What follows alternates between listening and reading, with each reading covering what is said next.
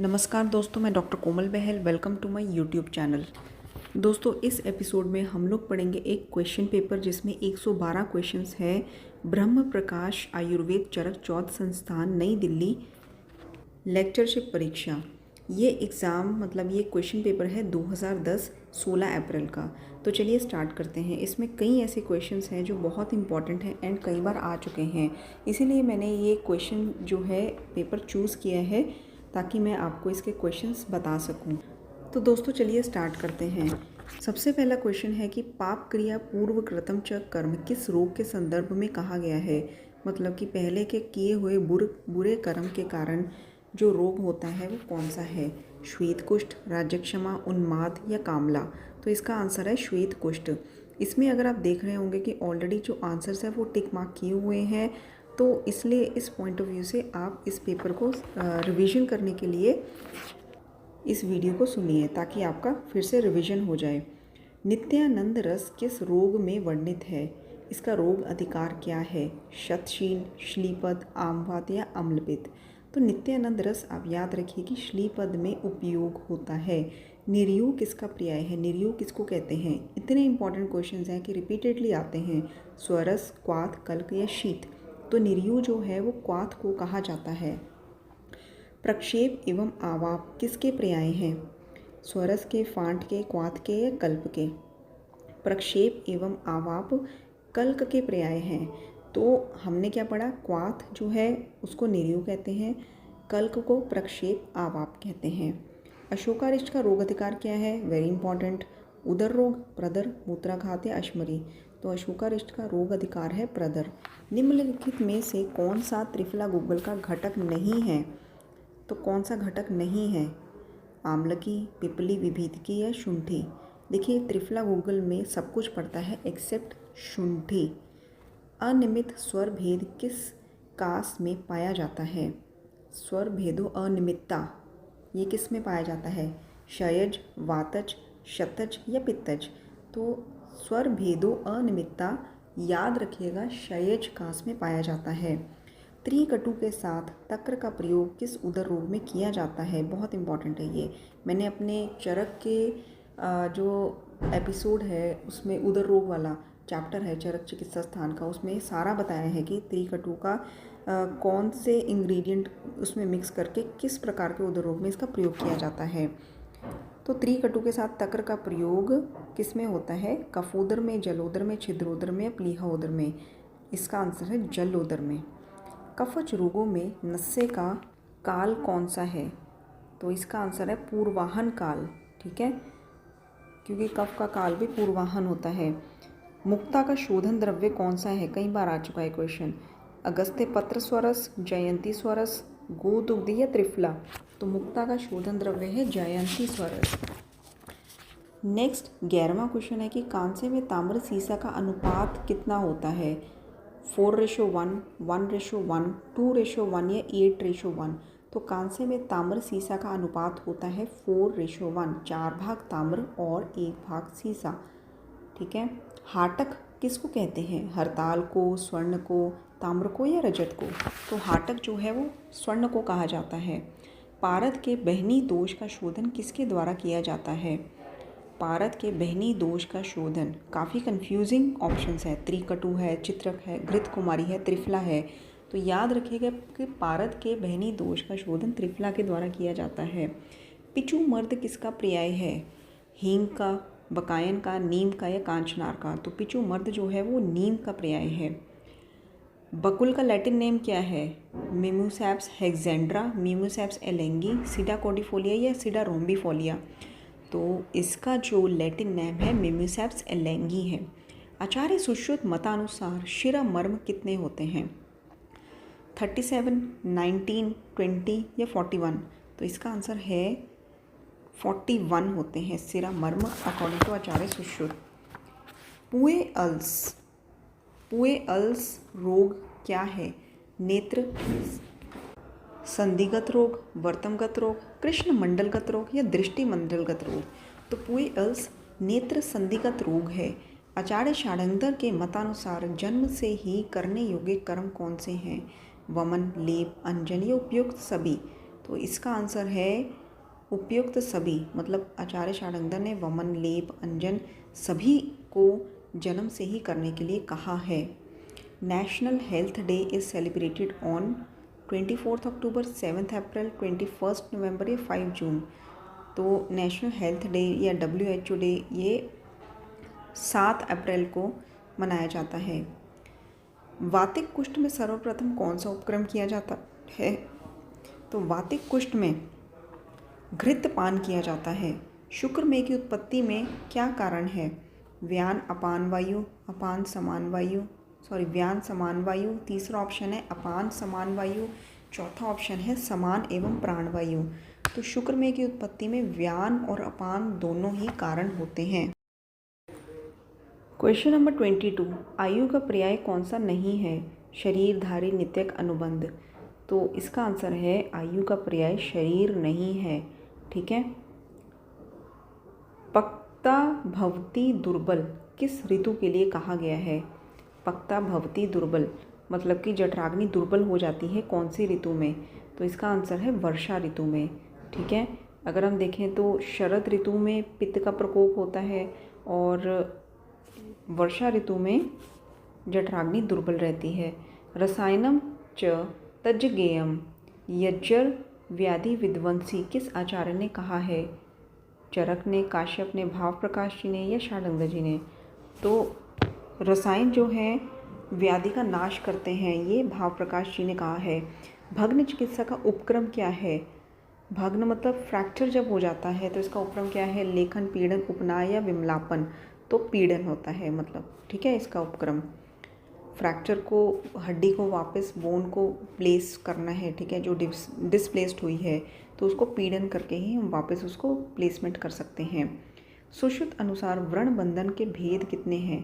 15, 19, 14 या 6? तो इसका आंसर है 14। ठीक है। व्रण बंधन 14 प्रकार के होते हैं। भय का अनुमान परीक्षा की जाती है तोषेण, विषादेन, आमोदेन या अविज्ञान। ये चरक सूत्र स्थान का जो अध्याय है, अध्याय नंबर 25 है, उसमें से मिलेगा। तो भय की जो अनुमान होता है भय का विषाद से किया जाता है। जो आहार्य व्याधि है जिसमें एक्सट्रैक्शन होता है वो कौन सी है? अश्मरी, रोहिणी, भगंदर या अर्श? तो आहार्य व्याधि अश्मरी है। नेत्र अभिसंधि रोग कौन से धातु प्रदोषज विकार है? तो इसका आंसर है मज्जा। ठीक है। स्नायु किस धातु का उपधातु है? स्नायु मेद का उपधातु है। विचित्र प्रत्यारब्ध की अवधारणा किस आचार्य ने दी है? विचित्र प्रत्यारब्ध ये अवधारणा आचार्य वाग्भट जी ने दी है। जन्म के समय बच्चे के सिर की परिधि कितनी होती है? The right answer is 37 centimetre. Morose reflex कौन से महीने तक पाया जाता है? आंसर इज 3 महीने तक। नेक्स्ट क्वेश्चन 34th क्वेश्चन है। आगे बढ़ने से पहले मैं आपको दोस्तों एक चीज़ बता दूं कि हमने एक व्हाट्सएप ग्रुप स्टार्ट किया है जिसमें हम सब्जेक्ट वाइज आपको क्वेश्चन पेपर एक दिन छोड़कर उस व्हाट्सएप ग्रुप में डालते हैं, मतलब एवरी ऑल्टरनेट डे। अगर आपको वो व्हाट्सएप ग्रुप ज्वाइन करना है तो उसकी मंथली फ़ीस 200 रुपये है, जिसमें हम 30,000 से भी ज़्यादा MCQs जो है आपको प्रैक्टिस करवाएंगे। आपको अगर उस पर ज्वाइन करना है तो मुझे आप इस नंबर पर व्हाट्सएप कर सकते हैं। तो चलिए आगे बढ़ते हैं। उन्माद किस कर्म का व्यापद है? कौन से कर्म का कॉम्प्लिकेशन उन्माद हो सकता है? स्नेहन, विरेचन, वमन या स्नेह विरेचन? तो इसका आंसर है स्नेह विरेचन। आचार्य चरक के मतानुसार शस्त्रक्रम कितने होते हैं? The right answer is 36। सामान्यतया वस्ती का प्रयोग किया जाता है कितने दिन छोड़कर? 3 दिन छोड़कर। किस प्रतिशायी रोग में यक्ष्मा रोगी की चिकित्सा की जाती है? तो इसका आंसर है यक्ष्मा रोगी की चिकित्सा दुष्ट प्रतिशाय में की जाती है। नेक्स्ट है इसकी सुमेलित कीजिए। ठीक है। मैच करना तो मैं इसको डायरेक्ट आपको बता देती हूँ। जो ओपेक है उसका मेल होगा ऑयल से। UNDP is for development, WHO is related to health and ILO is related to labour. ठीक है। ILO, IL में L लेबर। ठीक है। L है इसमें, WHO में H है that is for health, UNDP में D है that is for development, OPEC में O है, दैट इज़ फॉर ऑयल, ठीक है। संयुक्त राष्ट्र संघ द्वारा बच्चों के विकास से संबंधित कार्यक्रम कौन सा है? तो बच्चों के रिलेटेड जो कार्यक्रम है दैट इज़ यूनिसेफ। आगंतुक उन्माद का मुख्य कारण क्या होता है? आगंतुक उन्माद का मुख्य कारण ये भगवान आत्रेय के मतानुसार बताया गया है। तो इसमें बहुत ही कन्फ्यूज़न करने वाले ऑप्शंस हैं, जैसे कि प्रज्ञापराध, अधर्म, दुष्ट भोजन सेवन। तो इसमें पूर्व जन्मकृत जो है सही आंसर लगेगा। रक्त परिसंचरण के खोजकर्ता कौन थे जिन्होंने ब्लड सर्कुलेशन के बारे में डिस्कवरी की? That is William Harvey. Small pox vaccine की खोज किसने की थी? एडवर्ड जेनर ने, ठीक है। एंड नेक्स्ट इज स्त्रोतोदुष्टि का कारण क्या है? तो इसका आंसर है दोषों के समान गुण वाले आहार का सेवन करना, ठीक है।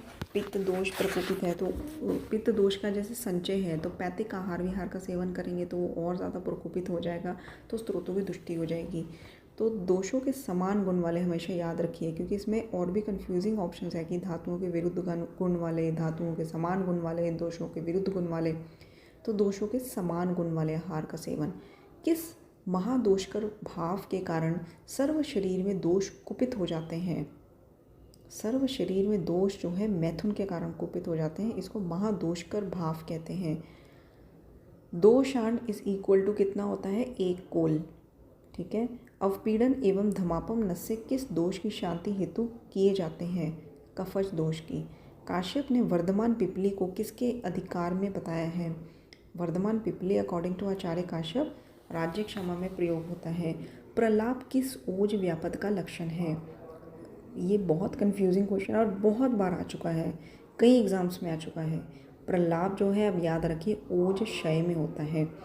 परिप्लुप्ता योनि रोगी में दोष प्रधानता कौन सी होती है? परिप्लुप्ता में वात पित्तज होता है, ठीक है। प से पित्तज और साथ में अपने वात लगा देना है। क्षीण शुक्र में कौन सा दोष कारण होता है? इसमें भी वात पित्तज होता है, ठीक है। पुए आर्तव की चिकित्सा में क्या देते हैं? पुए आर्तव में चंदन क्वाथ देते हैं, ठीक है। इसका रेफरेंस आपको सुश्रुत शारीर 2 में मिलेगा।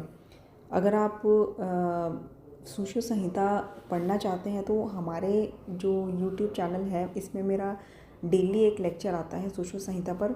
हम लोगों ने जो है 13 चैप्टर्स कंप्लीट कर लिए हैं, ठीक है। तो इसके बाद नेक्स्ट बढ़ेंगे आगे 14वें चैप्टर की तरफ और धीरे धीरे सारी सुश्रुत संहिता कंप्लीट करेंगे। एंड इसके बाद हम नेक्स्ट सब्जेक्ट लेंगे, तो subject wise step by step सारा सिलेबस कंप्लीट करेंगे। मेरा जो यूट्यूब चैनल है दोस्तों, ये ओनली यूट्यूब चैनल है इन द कंट्री जो आपको फ्री ऑफ कॉस्ट MD की कोचिंग दे रहा है। आप इसमें देखेंगे कि पूरी चरक संहिता कंप्लीट हो चुकी है। सूत्र स्थान, निदान, विमान, शारीर, इंद्रिय स्थान, चिकित्सा स्थान, कल्प स्थान, सिद्धि स्थान। गोविंद पारिक जी में से जो ये मैं क्वेश्चन पेपर अभी ले रही हूँ इसमें से चरक, सुश्रुत, वाग्भट, इन तीनों का जो क्रैश कोर्स है वो कंप्लीट हो चुका है। सारे लिंक्स आपको वीडियो में मिल जाएंगे। भीषक सहस्त्रैपी। एक चीज़ और कहना चाहती हूँ कि आप हमारे चैनल को सब्सक्राइब कर दीजिए अगर आपको डेली टेस्ट पेपर्स चाहिए और डेली लेक्चर्स चाहिए। तो चलिए आगे बढ़ते हैं। देखिए, भीषक सहस्त्रैपी दुर्निवारणम किस व्याधि हेतु कहा गया है? कि ऐसी व्याधि जिसकी चिकित्सा दुर्निवार बहुत ही मतलब मुश्किल से हो पाती है, नहीं या फिर नहीं भी हो पाती है, तो वो है शंखक रोग, ठीक है। एंड संग्राही द्वीप में वात का प्रश्नो नाम किस अग्रह हेतु कहा गया है? जो संग्राही भी है, दीपन भी करती है और वात कफ का प्रशमन भी करती है, ये है बिल्व, ठीक है। आयुष 56 किस रोग का महत्वपूर्ण योग है? एपिलेप्सी का, ठीक है। एंड 56 का आंसर बताया नहीं हुआ है तो मूव ऑन करते हैं 57 पर। क्षीर पाक कल्पना में द्रव्य, क्षीर और नीर का अनुपात क्या होता है? तो क्षीर पाक कल्पना में द्रव्य 1 पाठ, क्षीर 8 गुना और जल सबसे ज़्यादा 32 गुना डलता है। ग्रैदसी रोग में सिरावेद किया जाता है कहाँ पे? देखिए, ग्रैदसी रोग मतलब कि जो शियाटिका होती है उसमें सिरावेद जानु संधि के 4 अंगुल ऊपर या नीचे किया जाता है। विडंग का हमेशा उपयोग किया जाता है पुराने रूप में, ठीक है, थोड़ा सा पुराना हो जाता है जब। काष्ठी भूतम मृतोपम किसके संदर्भ में कहा है? ये संन्यास के संदर्भ में कहा है। मतलब कि जब कॉमा में चल जाता है इंसान तो उसको जैसे ज़मीन पर पड़ी हुई लकड़ी होती है वो वैसा ही हो जाता है, उसमें कोई एक्टिविटी नहीं होती। निम्न में से कौन सा लक्षण राज्य क्षमा का पूर्व रूप नहीं है? इसका आंसर है अक्षी कूट कोथ। ठीक है, राज्य क्षमा में स्त्री कामता भी होती है, विवस्त दर्शनता भी होती है, निर्घृणित्व मतलब घृणा भी होती है। तो अक्षी कूट शोध जो है आई थिंक पांडु में होता है ये लक्षण, ना कि राज्य क्षमा में। दोस्तों पूर्व रूप जो है ना सभी व्याधियों के आप एक जगह लिख कर लर्न कर लीजिए, दैट इज़ वेरी इंपॉर्टेंट, क्योंकि इसमें से क्वेश्चन आता ही आता है। गर्भवती स्त्री को किस माह में गोक्षूर सिद्ध यवागु दिया जाता है? तो इसका आंसर है षष्ठम मास, 6th मंथ में। गर्भवती स्त्री को 7वें मास में किससे सिद्ध घृत दिया जाता है? पृथक पर्णी। ठीक है, तो गोक्षूर आदि यवागु 6th में और पृथक पर्णी घृत जो है वो 7th मंथ में। क्वेश्चन नंबर 64, आचार्य सुश्रुत ने जांगम विष के अधिष्ठान कितने माने हैं? तो मैं अभी आपको डायरेक्ट आंसर्स बता रही हूँ, इसमें आप लर्न ही कर लीजिए क्योंकि ये क्वेश्चन इतने इंपॉर्टेंट है कि आपको रटे होने चाहिए। तो आचार्य सुश्रुत ने जांगम विष के अधिष्ठान माने हैं 16। चित्रक मुख्यतः कौन सा कर्म करता है? पाचन कर्म करता है। आचार्य सुश्रुत ने अग्नि का स्थान किस कला को माना है? षष्ठी कला, 6th कला को अग्नि का स्थान माना है। निम्नलिखित में से कौन सा युग्म प्रतिनिधि द्रव्य के रूप में नहीं सही है? देखिए, प्रतिनिधि द्रव्य में इनमें से कौन सा युग्म मतलब कौन सा पेयर ऑफ हर्ब्स ठीक नहीं है?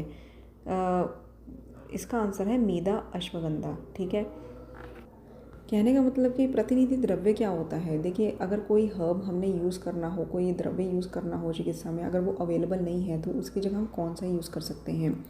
जैसे कि स्वर्ण की जगह हम रजत यूज़ कर सकते हैं, मधु की जगह पुराण गुड़ या फिर मूर्वा की जगह झिंगनी यूज़ कर सकते हैं, लेकिन मेदा की जगह अश्वगंधा नहीं यूज़ कर सकते। तो मेदा अश्वगंधा जो है प्रतिनिधि द्रव्य के रूप में सही युग्म नहीं है। नाड़ी परीक्षा का सर्वप्रथम वर्णन किस आचार्य ने किया था? Very important and very common, Sharangar ji ने किया था। सुश्रुत मतानुसार कंठगत रोग की संख्या कितनी होती है? 17। हलीमक रोग में दोष की प्रधानता कौन सी होती है? पित्त प्लस वात। गलशुंडी और गलशालू कौन से धातु प्रदोषज विकार है? मांसज। ठीक है, वृष्य द्रव्य में सर्वश्रेष्ठ कौन सा है? वृष्य में ये आपको काफ़ी कंफ्यूजिंग करने वाले ऑप्शंस हैं, बट आप हमेशा याद रखिए आचार्य चरक ने अपने सूत्र स्थान 25 में, जहाँ पे उन्होंने 152 अग्रह बताए हैं, वहाँ पे उन्होंने सर्वप्रथम सर्वश्रेष्ठ वृष्य द्रव्य संकल्प बताया है। ठीक है, और सुश्रुत मतानुसार कुपित दोषों की चिकित्सा क्या है? कुपित दोषों की चिकित्सा है प्रशमन। ठीक है, शमन करना, इसमें निर्हरण, हरास करना, वस्ती, ये सब दिया है, बट इसका आंसर है प्रशमन। त्रिदंड क्या है? सत्व, आत्मा, शरीर। ठीक है, नेक्स्ट क्वेश्चन आ जाता है कि किस मर्म पर आघात होने से मृत्यु नहीं होती है? कालांतर, प्राणहर मर्म, कटिक तरुण या नितंब या उक्त सभी? तो ये तीनों जो हैं, कालांतर, प्राणहर मर्म, कटिक तरुण और नितंब, इन तीनों पर आघात होने से मृत्यु नहीं होती है।